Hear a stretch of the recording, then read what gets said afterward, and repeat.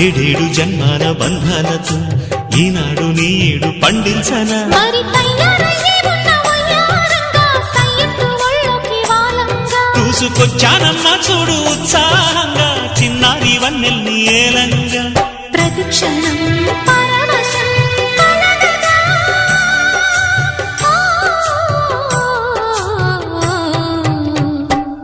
మనసా పలకవే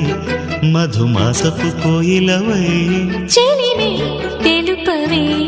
చిగురాశల గీతికవై